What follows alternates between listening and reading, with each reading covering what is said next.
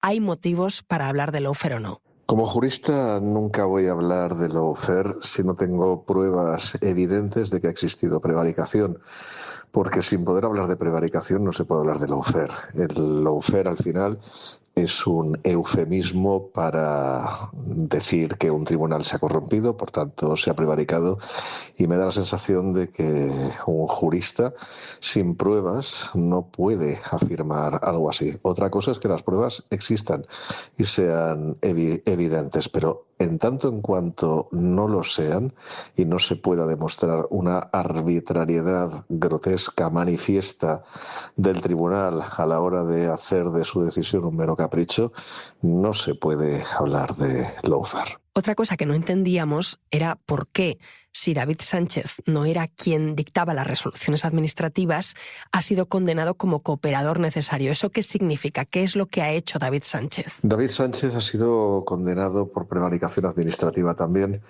básicamente por ser el beneficiario de una resolución, la que le nombra, pero sobre todo por haber favorecido, según dice la sentencia, el nombramiento de una persona con la que tenía amistad en una comisión de servicios. No me parece que eso sea algo que se sale de lo normal, sino que, vaya, puede ser habitual en estos casos. Y por último, quisimos saber lo que le ha provocado como jurista esta sentencia. Si esto sienta un precedente, si esto le preocupa. Ninguna sentencia en España sienta ningún precedente. Los tribunales siempre son libres de decidir lo que quieran con independencia de lo que hayan decidido los anteriores. Eso es algo que es propio de nuestro sistema jurídico, del sistema jurídico europeo, y no es así en el mundo del common law, en el mundo anglosajón. Ahora bien, ¿qué sensación me deja la sentencia? Pues de una sentencia con carencia de motivación, con probablemente demasiados prejuicios condenatorios, y que no ha conseguido explicar los porqués de su convicción, es decir, la razón de su convicción, ni tampoco la razón de por qué existiría un delito de prevaricación administrativa. Por tanto, como jurista, cada vez que veo una sentencia carente de motivación o con una motivación muy insuficiente, como es esta, pese a su extensión, pues evidentemente creo que el tribunal no ha cumplido con su función y debe ser corregido. Ojalá el Tribunal Superior, pues cuando se formule el recurso contra esta sentencia, pues efectivamente también haga manifiestos esta carencia de motivación que acabo de indicar. Por cierto, ¿es común que la Fiscalía pida la absolución del investigado? No es común, pero porque tenemos asociado a la Fiscalía a una finalidad de acusación. Lo que pasa es que hay que tener en cuenta que no es estrictamente la función que la Constitución le da a la Fiscalía. En realidad, la Fiscalía lo que es el garante de la legalidad. Entonces, es cierto que en la mayoría de los casos esa legalidad suele ser acusar, pero no tiene por qué ser siempre acusar. La Fiscalía no está obligada a acusarla, lo que está obligada es a velar por la legalidad. Entonces, si en este caso considera que la legalidad es pedir la absolución porque entiende que no hay delito ninguno, pues es la postura que debe adoptar. Antes del fallo, Jordi Nieva, que es catedrático de Derecho Procesal de la Universidad de Barcelona, escribió que no se podía condenar a nadie por prejuicios o intuiciones, sino con pruebas capaces de vencer la presunción de inocencia. Hemos querido hablar con él para que nos comentase la sentencia. El Gobierno y el Partido Socialista están hablando de persecución política, de lawfare. No es un caso cualquiera. Como matizas, por un lado, la Fiscalía y las defensas habían pedido absolución y, por otro, algunas acusaciones, entre ellas las que ejercían en Partido Popular y Vox, pedían, como dices, ¿no?, 6 años de cárcel para David Sánchez. Esto ha levantado muchísimo revuelo político porque, claro, es el hermano del presidente del Gobierno. Rocío, el tribunal reconoce que no se ha probado que nadie presionara para favorecer a David Sánchez. ¿Qué te ha llamado a ti más la atención del fallo? Bueno, pues algunos comentarios, por ejemplo, en relación a esto que dices del tráfico de influencias, que efectivamente el tribunal dice que las acusaciones no hicieron un buen trabajo a la hora de argumentar este delito, porque apenas lo describían bien a nivel de hechos, y que luego que tampoco han encontrado, se ha acreditado de ninguna manera durante durante el juicio. Pese a ello, el tribunal dice, bueno, y en todo caso podemos como hipótesis decir que se podría querer congraciar Miguel Ángel Gallardo con Pedro Sánchez, porque como había apoyado a Susana Díaz en las primarias socialistas, pues ahora que iba a ser reelegido secretario general del partido, pues por congraciarse con él. Entonces, bueno, esto es llamativo, porque si directamente descargas el tráfico de influencias, pues bueno, es extraño que a renglón seguido lances una hipótesis sobre a qué podría haberse debido ese tráfico de influencias, por ejemplo. Luego también hay una parte curiosa que es cierto que viene siendo ya una práctica, no sé si común de los tribunales, pero que sí que encontramos también en otras sentencias, que es unos párrafos en los que se habla de nepotismo y se habla también del absentismo laboral y se dice que el absentismo no es delito, pero que es éticamente reprobable. Pues esto me recuerda, por ejemplo, a la reciente sentencia del caso Koldo, en el que el tribunal hacía un alegato fortísimo contra la corrupción. Pues eso digamos que son las pinceladas, ¿no?, menos jurídicas de la sentencia. Rocío, vuelvo contigo. Lo que nos preguntamos ahora es qué impacto puede tener todo esto sobre Pedro Sánchez, sobre el presidente del gobierno. Es una sobrada importante. Y luego viene también Begoña Gómez, que será condenada por la cara. Lo único positivo es que el PSOE ya sabe el pan que se da cuando tienes un juez encima por la cara. ¿Me parece desproporcionada?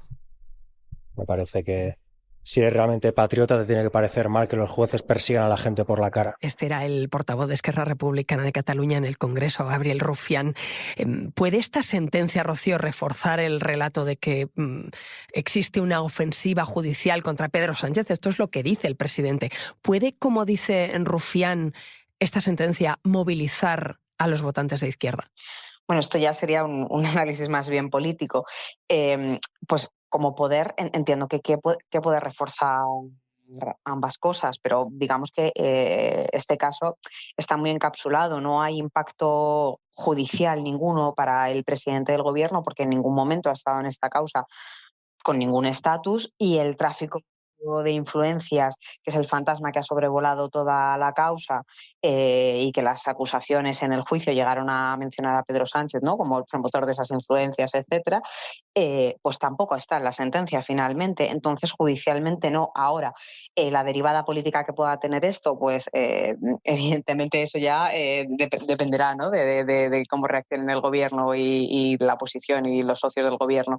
Hay que recordar que todavía nos queda, porque también estamos pendientes, pues de las últimas resoluciones de los recursos del caso de Begoña Gómez, de la mujer de Pedro Sánchez. Entonces, esta ha sido la primera sentencia referida a un familiar directo de un presidente del gobierno, pero todavía nos queda el recorrido del caso Begoña Gómez. Y luego están las consecuencias que esto pueda tener también para la justicia como tal, ¿no?, para el Poder Judicial, para quienes se dedican a impartir justicia. Y para la sociedad, ¿no?, para la desafección o la afección que tengamos con el estamento judicial.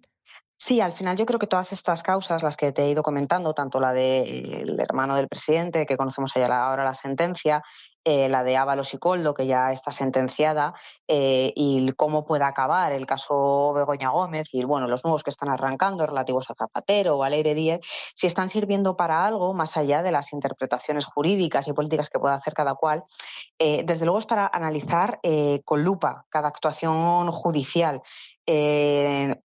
No recuerdo que el Poder Judicial estuviera sometido a este nivel de escrutinio. Entonces, entiendo que como poco está sirviendo para eso. El proceso también ha sido desde el principio insólito y también desmesurado, en mi opinión, porque un hecho, ¿no?, un supuesto enchufe, ¿no?, que da por probada la sentencia, o sea que hemos alargado un enchufe, ¿no?, pero un enchufe en todo caso, lo lógico habría sido dirimirlo en la vía contencioso administrativa, ¿no?, que haya saltado a la vía penal, ¿no?, y que hayamos estado en un procedimiento en el que se ha sentado en un banquillo hasta 11 personas, a 11 acusados, que se hayan pedido penas de cárcel, de 6 años de cárcel para el principal acusado, ¿no?, que por cierto ha quedado también demostrado y acreditado que sí fue a trabajar, pese a, ¿no?, a otras cuestiones que se dijeron al principio, ¿no?, y que, pues estamos hablando, por recordarlo, de un supuesto enchufe, de un una plaza de coordinador de actividades escénicas en Badajoz, es decir, que no estamos hablando de la plaza más importante de la Administración Pública Española, ¿no? Pues que todo eso haya derivado en un juicio penal y una condena penal, yo creo que estamos hablando de una cuestión desmesurada. Muy breve. Vuelven a ser una condena por indicios, lo pone bien claro en la sentencia. ¿Conjeturas o indicios? No, pero dice suficientes indicios probatorios de pruebas directas. Por lo tanto, otra vez tenemos una condena con indicios. Yo no tengo capacidad jurídica para valorarlo, pero eso es lo que pone. Esto es bastante, digamos, está cogido con pinzas, porque realmente el señor Sánchez Castejón no es un funcionario público y, por tanto, la prevaricación no tiene prácticamente ningún sentido. Todo es extraño en esta sentencia. Hay que recordar que un asunto muy menor, porque este es un asunto muy menor, si no tendría que haber llegado al nivel de exacerbación que ha llegado. Es un asunto muy menor, sin embargo, el auto se explica en casi 400 páginas. Cuando necesitas 400 páginas para explicarlo, mete mucha jurisprudencia. Bueno, sí, mete mucha, pero es eso. Pero ¿tú crees que, vuelvo a repetir, que si se llamara David Rodríguez, un ciudadano normal, Carmelo, se les dedican 400 páginas? Pero lo que no podemos hay una atmósfera, Javier, hay una atmósfera, sin lugar a duda, política, que influye notablemente en esta decisión. No voy a decir porque me estás diciendo, por una parte, que está influyendo la opinión política sobre la esfera judicial en resoluciones judiciales que afectan a políticos. No lo estoy diciendo yo, lo estás diciendo tú. Pero eso se llama lawfare. Pues se parece. Se parece. Vamos a ver. Si se toman resoluciones influidos por una esfera política para tomar decisiones que perjudiquen, en este caso al gobierno, si no es lawfare, en tu opinión, se parece muchísimo. Es verdad, pero hay un espacio entre medias que es la influencia por el propio ambiente, por el propio clima político que les obliga a tomar una decisión, creo yo, pretendidamente salomónica. Cierro. Que estamos ante un caso insólito, y estamos ante un caso insólito también porque lo normal es que este tipo de casos de nepotismo no lleguen a la vía penal. Lo normal es que sea una irregularidad administrativa y lo normal es que esa plaza, por ejemplo, se anule. Esas son las consecuencias normales de los casos de nepotismo, que son bastante frecuentes. Entonces, lo que tenemos también que darnos cuenta, yo creo que un análisis honesto tiene que reconocer, es que la sentencia es penal y estamos ante un caso insólito porque es el hermano del presidente del gobierno. Vale, pues quedan aclarados. Cambia en el proceso. Y es verdad que la propia sentencia lo que dice es que no hay ninguna prueba de que eso fuera por impulso del ahora presidente del gobierno. Es decir, no hay tráfico de influencias. La sentencia lo dice con toda claridad. Lo que se ha juzgado es un caso de nepotismo, que es verdad que da la impresión que no lo daba para tanto. Bueno, a mí me ha parecido una sentencia cobarde. Y me explico.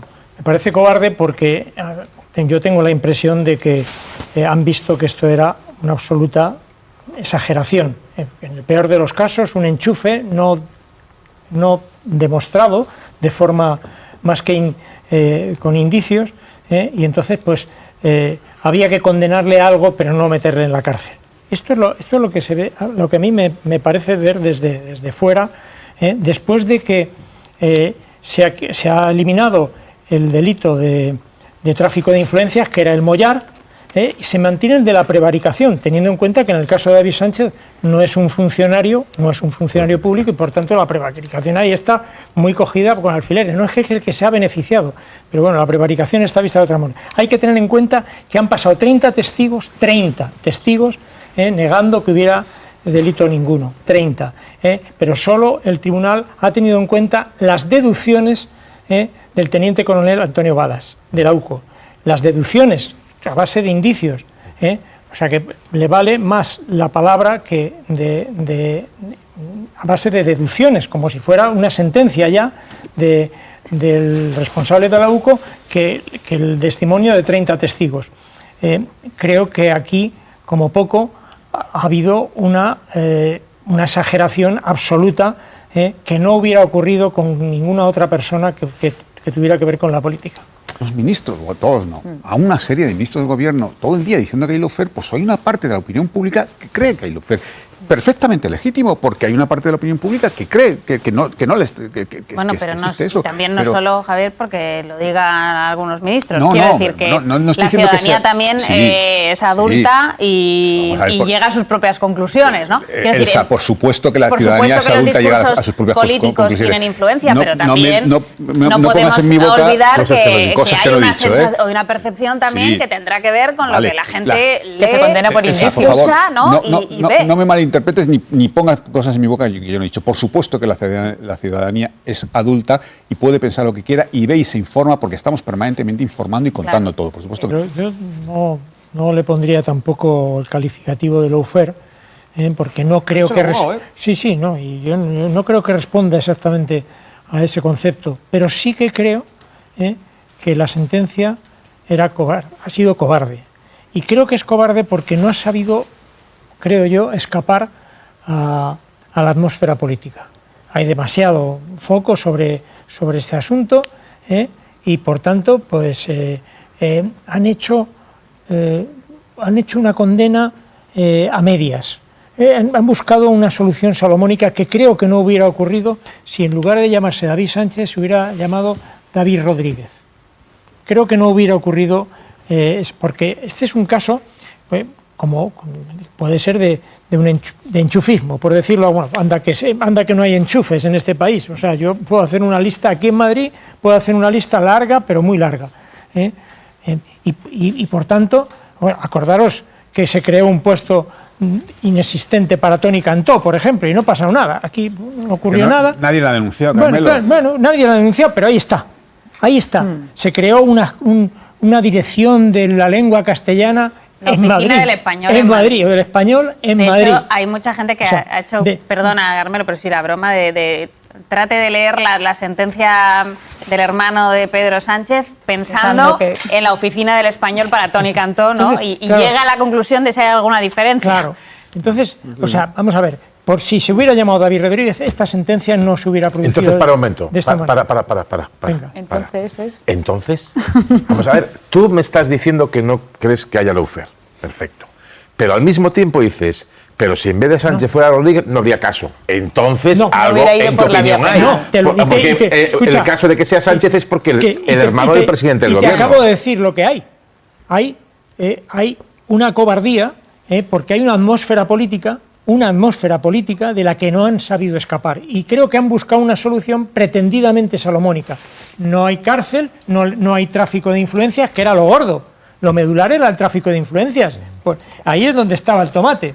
Sí, lo que pasa y sin embargo, perdona, Xavi, le meten el tema de la prevaricación cuando no es un funcionario público, que eso sí que está cogido con alfileres, y encima de haber 30 declaraciones en contra de la existencia del delito, 30 testigos, 30, y solo se admite, digamos, la el declaración testimonio del teniente coronel Balas. Solo una cosa, un poco al hilo de lo que comentaba Elsa y comentabais vosotros, de la percepción generalizada. Si lo que dices tú es bastante comentado, de que hubiera sido Rodríguez o Fernández en vez de Sánchez, no habría este caso, entiende que haya gente que diga, entonces lo han condenado por ser hermano del presidente del gobierno para castigar también al presidente del gobierno. No, lo que pasa es que yo creo que esto no es culpa de los jueces, ¿no? Es decir, los jueces concretos de la audiencia de Badajoz, cuando ya les llega este caso, tienen que valorarlo conforme a derecho. Claro. Y entonces ahí pues llegan a la conclusión de que hay un caso de nepotismo. El problema de origen, en mi opinión, es la excesiva judicialización de la política, porque los casos de nepotismo que son absolutamente generalizados en la administración pública española, desgraciadamente, estamos hablando en este caso de un caso de nepotismo muy de poca monta, de un puesto de coordinación de los conservatorios de la provincia de Badajoz, señores, con una persona que, por cierto, es música de profesión, que se dedicaba a esto, que trabajó, que hizo tareas en ese puesto. Sin embargo, en el análisis con lupa judicial cuando el caso ya está dentro de un tribunal, ¿no?, de cómo se ha creado esa plaza, de cómo, por qué se hizo, etcétera, etcétera, se puede llegar a la conclusión que se ha llegado de que fue una plaza creada ad hoc, que esa es la conclusión a la que llega el tribunal. Cosa que pasa absolutamente de forma frecuente en gran parte de la administración española, por favor, de la universidad pública, que está llena de casos de nepotismo. O sea, entonces lo que creo es que aquí hay un caso desmesurado sobre lo que debería... sobre el juicio del resto de situaciones en la realidad similares, ¿no? Pero que eso yo no creo que se trate de una cacería judicial, sino de una judicialización de la política. Bueno, pues la sentencia que condena al hermano del presidente del gobierno sigue un día después en medio del debate político, mientras los partidos del gobierno lo califican la resolución como insólita. Para los populares, el verdadero cooperador necesario es Pedro Sánchez. Debería suponer la caída del gobierno, porque lo que estamos viendo es que el verdadero cooperador necesario es Pedro Sánchez. Al hermano le buscan una plaza a medida. ¿Por qué? Porque es el hermano del presidente del gobierno y porque se apellida Sánchez Pérez Castejón. Me parece bastante insólito. Y yo deseo, lo digo a título personal, espero que se recurra a esta sentencia y que se haga justicia, ¿no? porque me parece insólito. Desde luego respetamos y acatamos la decisión del tribunal y no la compartimos. Hemos visto a la Fiscalía desmontar cada uno de los argumentos de esa parte y pedir la absolución, y seguro que yo confío en el sistema judicial en su conjunto, que en próximas instancias judiciales se demostrará algo que es real, que es la inocencia del señor David Sánchez. Si recela de los jueces, si desprecia las mayorías parlamentarias cuando no le favorecen, si sustituye el mérito y el esfuerzo por la dependencia estatal, si cuestiona la independencia de las instituciones y si teme a las urnas si no le aseguran el poder, no busquen más. Eso es un presidente autoritario. May. Y sin mencionar qué presidente se refería, ¿no? Porque yo no creo menciona que tengo en su discurso. Yo creo que tengo sospechas. No, porque digo por un poco por lo de que decía antes Carmelo de sentencia cobarde. Hemos visto al señor Feijóo que no menciona el nombre de Pedro Sánchez en ningún momento para que no se le pueda acusar de otras cosas, aunque viene a utilizar los mismos argumentos que luego le vemos, por ejemplo, en la sesión de control en el Congreso, ¿no? Decías que era la primera vez delante de sus compañeros, de los líderes europeos y demás, pero también es verdad que cada vez que vas a Bruselas le hemos visto cuestionar otras veces así directamente al presidente y a lo que es el gobierno de España y a sus decisiones. Me sorprende que se salga por ahí ahora mismo el señor Feijóo cuando podría hacer crítica y oposición al gobierno con muchas otras cosas, más allá que centrarse simplemente en lo que es la persona del presidente, porque sirve también para que la Moncloa y el Partido Socialista continúen con el argumento de que el único fin es el de conseguir deshumanizar a la persona de Pedro Sánchez y de hacer todo una causa común para desbancar al Ejecutivo. Sí, se ha despachado a Augusto y Feijóo, también Ayuso, porque después por la tarde ha intervenido en el mismo foro y ha llamado a Sánchez autócrata sin escrúpulos. Entonces, entre los dos, ¿no?, pues han dibujado un perfil del presidente como un líder autoritario, un autócrata, ¿no? Básicamente querían decir que ante algunos de los principales líderes conservadores de la Unión Europea que en España hay una dictadura. O sea, estaban manejando ese lenguaje, ¿no? Con más o menos sutileza. Yo creo que estoy de acuerdo con lo que dice May, ¿no? Pero creo que lo que estaban tratando es de responder un poco a un estado de ánimo en la derecha, que le parece que se queda corta la condena al hermano de Pedro Sánchez. Esto yo lo he escuchado en dirigentes del Partido Popular. Se queda corta, querían más. De hecho, pedían, las acusaciones pedían cárcel para el hermano de Pedro Sánchez. Entonces, le parece que se queda corto y ahí, pues un estado de ánimo que ya hemos hablado muchas veces, que tiene que ver con una ansiedad, ¿no?, por desalojar al presidente socialista del poder y como no se puede, ¿no?, pese a que, pues todas las dificultades y la agenda judicial, pues entonces se trata de responder a esa ansiedad o a ese estado de ánimo exaltado, pues con los calificativos más gruesos que se encuentren en el diccionario. Me llama la atención que en el rosario de insultos y de críticas al presidente del gobierno, que ya todo parece dirigido a él solo, se incorpore el tema de que es un autócrata, ¿no? La autocracia, en una autocracia, que yo sepa, no hay libertad de prensa, en una autocracia se encarcela a los disidentes, a los que se oponen al gobierno, y en una autocracia se lamina la acción de la justicia para ponerla a su favor. No parece que la justicia esté muy a favor, digamos, últimamente del gobierno, ¿no? En fin, o de su entorno, con lo cual yo creo que, antes lo decía mi compañera, yo creo que hay suficientes elementos para criticar la acción de este gobierno. Hay muchos elementos para hacerlo. ¿Por qué se tienen que inventar otros que son perfectamente discutibles?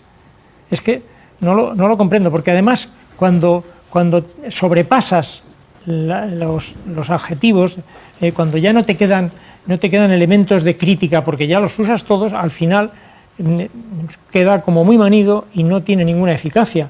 Yo creo que hay que centrarse en lo que deben de criticar, que tienen motivos para hacerlo, y no equivocarse con estrategias absurdas.